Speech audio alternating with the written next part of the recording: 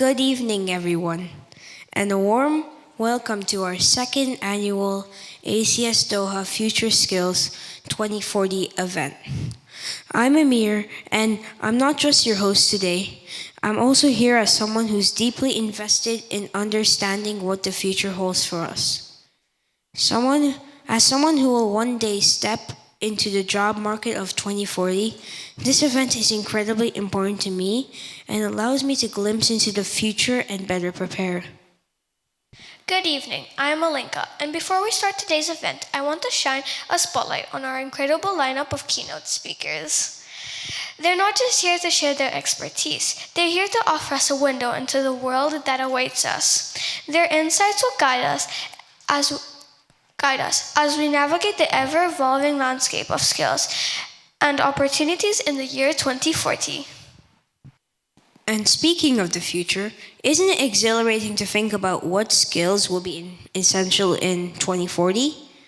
Today, we're not preparing for tomorrow. We're preparing for the world that awaits us decades from now. So let's embrace this journey together as we envision the skills and capabilities that will define success in 2040. Now, without further ado, let's take a glimpse at today's agenda.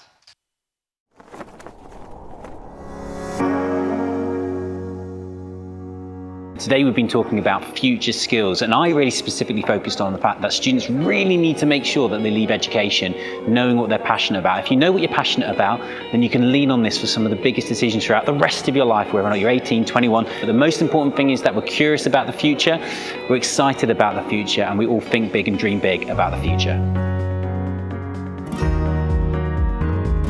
I think the other thing that's come through loud and clear today is what's called soft skills. None of us like the word soft skills, but actually it's not all about academics.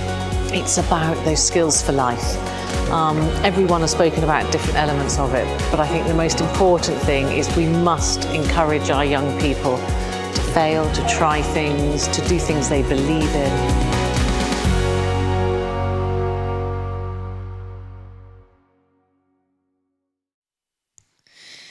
Our first keynote speaker today is Professor Dr. GER GRAUS, OBE. With a wealth of his experience in education and technology, Professor Grauss is a true pioneer in his field. From his role as a board detector in Hello Genius USA to his advisory positions at Kabuni, Let's Localize, and My Global Ridge UK, his global influence is undeniable. As a frequent speaker at top education conferences worldwide and recipient of prestigious awards like the OBE and Global Education Leadership Award, Professor Grauss is at the forefront of shaping the future of education. Let's give him a warm round of applause as he takes the stage to share his insights with us. Welcome, Professor Grauss.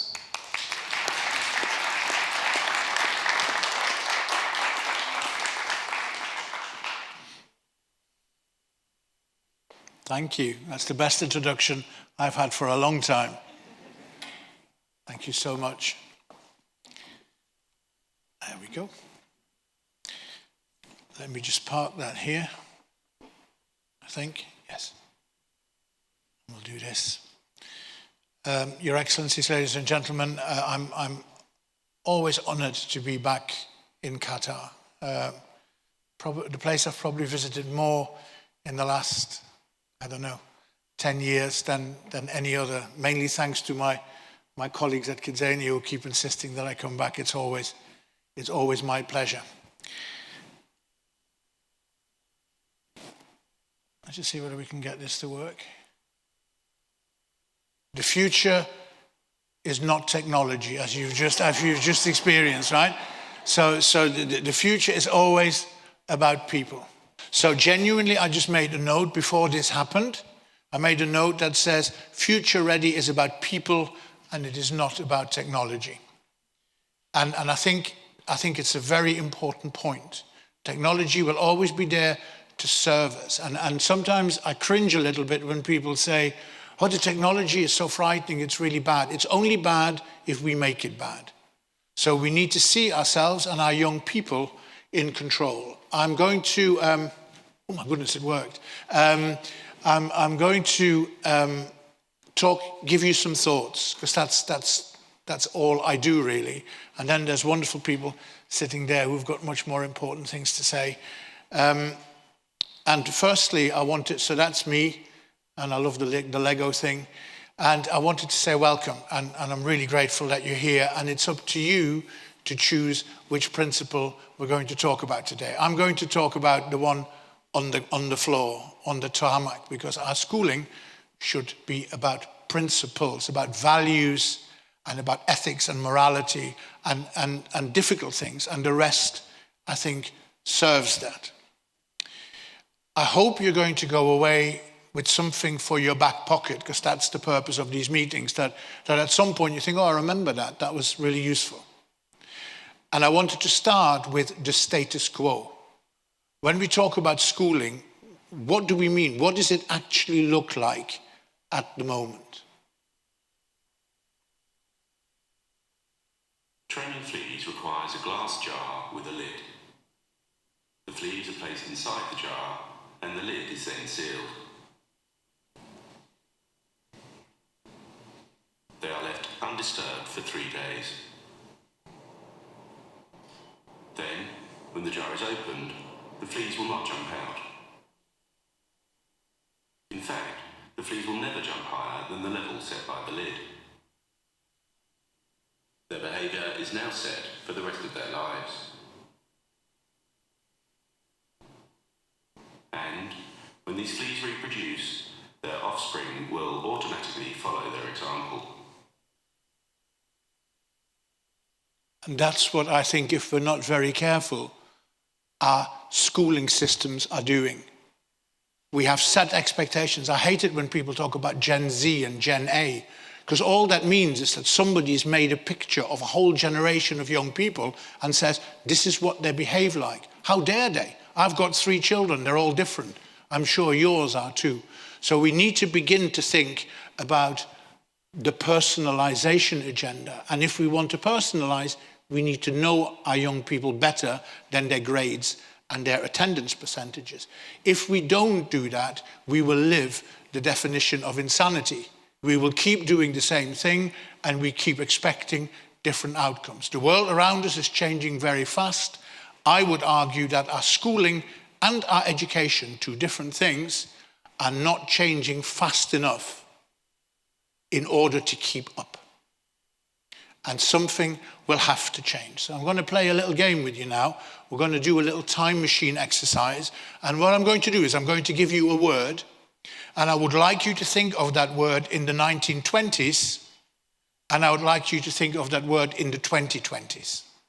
Yeah, so here's the first example, is housing. Housing in the 1920s, housing in the 2020s. That's the same street in my hometown of Sheffield. Markedly different. Cars. Can you think of cars in the 1920s and in the 2020s? Something like that. And can we think of operating theatres in a hospital in the 1920s and in the 2020s? I know where I'd rather be, don't you? Classroom, 1920, classroom 2020. I still have to put my hands up, I still face the front. The whiteboard, admittedly, has replaced the blackboard. And I would argue that we have not shifted enough with the times. Personalization will become the agenda for us. And in order, as I said earlier, to personalize, we need to know our young people better. This illustrates it beautifully. It's one of my favorite books. It's called A Brilliant Orange by the wonderful David Winner, who writes about football and many other things. And one of the things he says is, if you gave 100 children in the Netherlands a piece of paper and a pencil and you asked them to draw the horizon, they would all draw a straight line, because that is where they're from. Now, I'm from the Netherlands and we share one hill between 3 countries. So I can assure you every child will draw the straight line. And children from Qatar will draw different horizons. And we need to recognize that when we talk about schooling and education, that it is contextualized. And we need to value the people for who they are.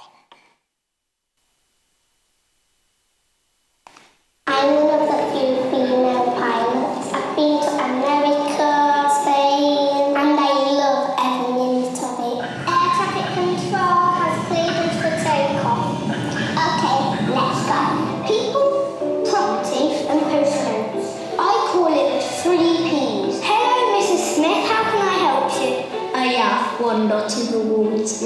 was a school child, I was directing my school play. It's not a job, it's a calling. A Romeo.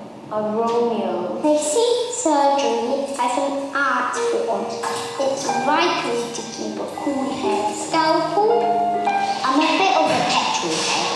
I could have been a doctor, but I prefer cars. What's not to love? And we are live in 3, 2... Good morning, and welcome to the 9 o'clock news. Kidzania, London, a city made just for kids aged 4 to 14.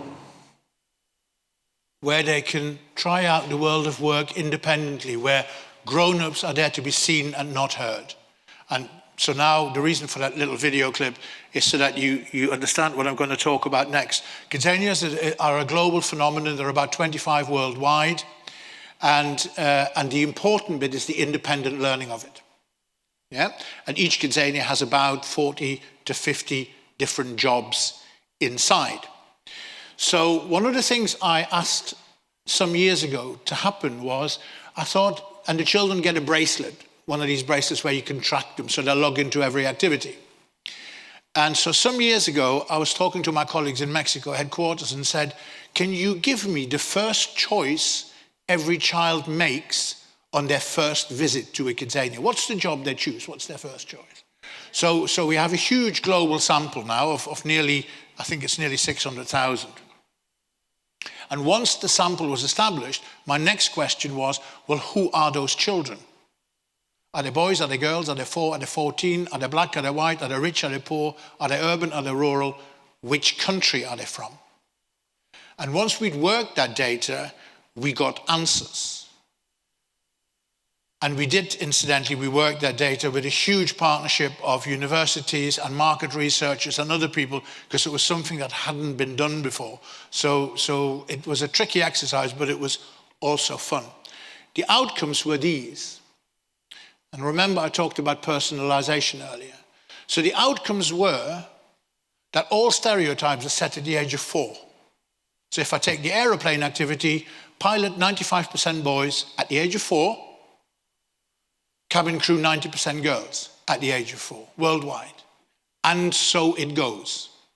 Everything goes with stereotype. The second finding is that when they're 14, they still choose in the same way. So despite having gone to school for 10 years and starting careers education and STEM, no difference. The third finding is, and as a father of 2 girls, disturbing for me, is that globally, regardless of their background, girls choose activities below their age range, 2 years. 9-year-old girls choose 7-year-old activities. 9-year-old boys choose 9-year-old activities. There's something in there about self-confidence, self-esteem, and the expectations that various societies have on girls and women. The fourth finding is that children can only aspire to what they know exists.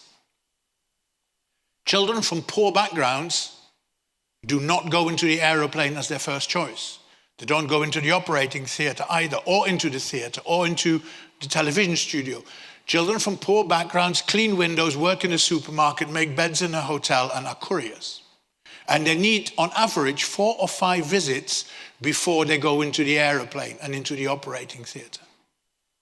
And the final finding was that globally there's no difference in the behavior. So the children in Mexico chose in the same way as the children in Mumbai and in Moscow and in London and in Dubai and wherever.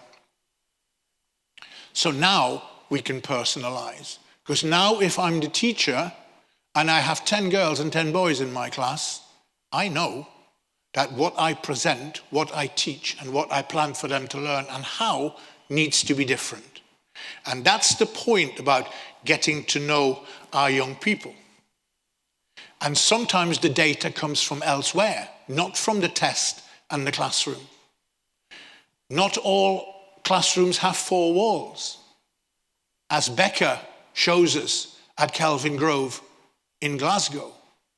Shouldn't we look at entitlements for 7 and 11 and 14 and 16-year-olds whereby it becomes mandatory that with their parents and with their teachers, they go to museums and galleries and libraries, they travel, they meet politicians, they know how to create food, they're part of a play, whatever your priorities are. But our education needs to provide more than 1 + 1 is 3. We also, in this world of online, we need to wild the tame. I think we've become risk averse. Do you know what?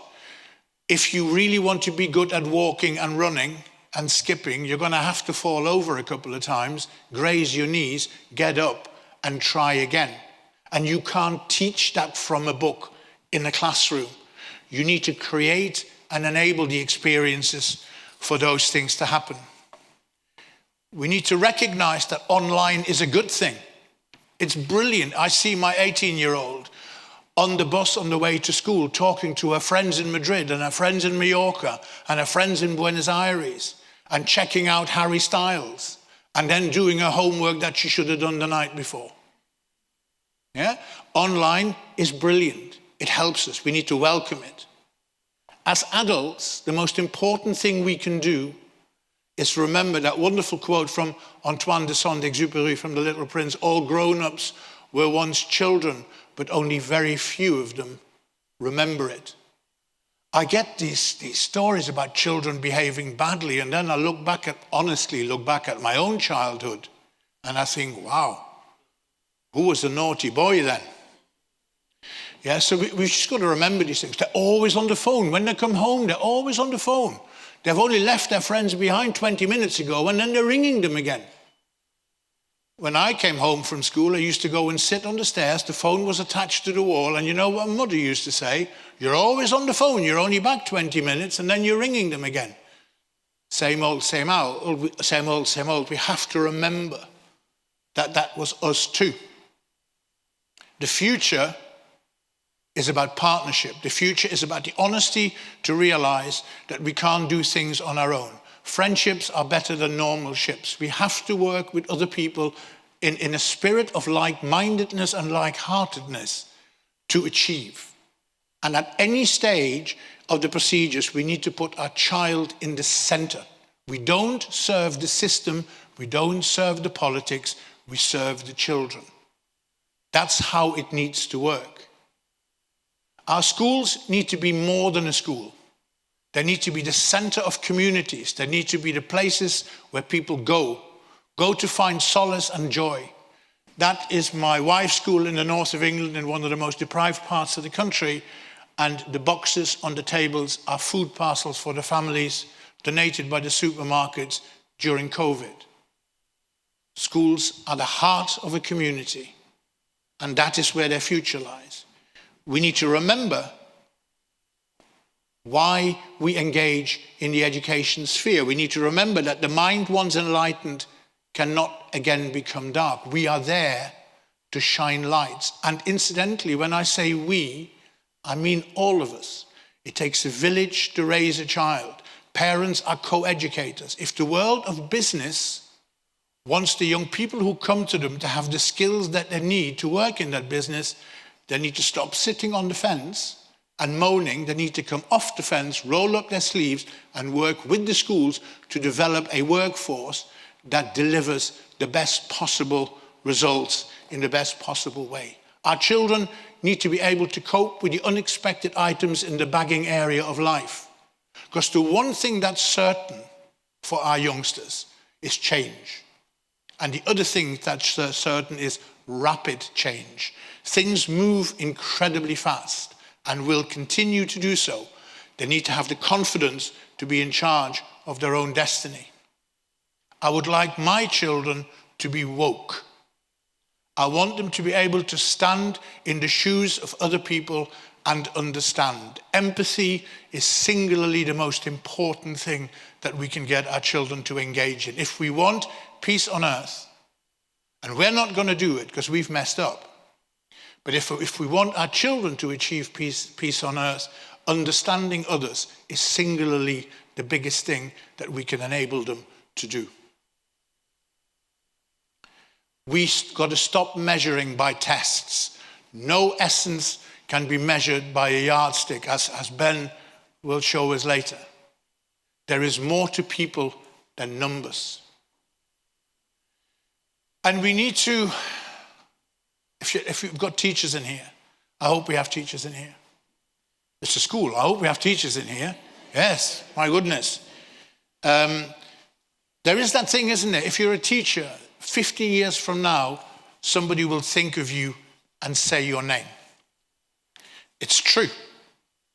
I stood at a conference stage in Kuala Lumpur a few years ago, and I was about to go into the conference stage, and the speaker before me, and I stood at the back just listening what the sound was like, and the speaker before me stopped speaking, turned to the audience and said, "Ladies and gentlemen, the man at the back is the reason I'm here today.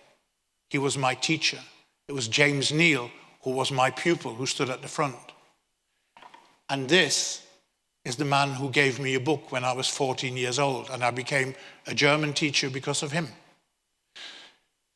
We must support our teachers because they're singularly some of the most important people, influential people our children will ever be in touch with. When my eldest daughter was 4 years old, before she was 4 years old, I was everything. Daddy, daddy, daddy, daddy, daddy, daddy, daddy, daddy, daddy's back, daddy, daddy. And then she started going to little school, and she came back and it was Mrs. Poole. Mrs. Poole, Mrs. Poole, Mrs. Poole. And I'm going, who's Mrs. Poole? And what's happened to daddy? Teachers are influencers to our children. Not all of them, not all to all children. It doesn't work like that. It's a little bit like the Harry Potter thing, you know, where the sorting hat decides which house you go in. Well, the children decide who their favorite teacher is. That's okay. Because if the influence is positive, everybody is a winner. We need to remember that there are 3 teachers of children. In the future and now and in the past. Adults, other children, and their physical environment. And we need to encourage those things. And finally, I'm going to say something about the future. The future will be okay because our children are okay. They'll be fine and they'll cope. We just need to be there for them. It's no big deal. We've always coped.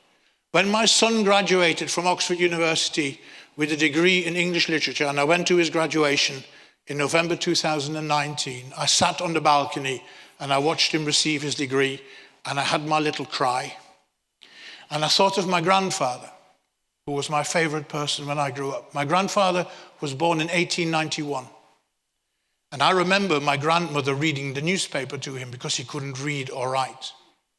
He remembered the first car in the village and somebody with a red flag walking in front of the car, because otherwise animals and people would be scared. He went through 2 world wars and he died 6 months after the first man landed on the moon. And there was my son, who could read and write and who went to Oxford University. And it is about those things that need to give us the confidence that our children will do a better job than we do. So one of the things that I would say about the future is this. I am with Mahatma Gandhi, that the future depends on what we do today. So when we talk about the future 2040, actually it started yesterday. And that is the message I would like to give you, with the one that was right at the beginning. And the one that was right at the beginning, of course, was future ready is about people and not technology. Thank you.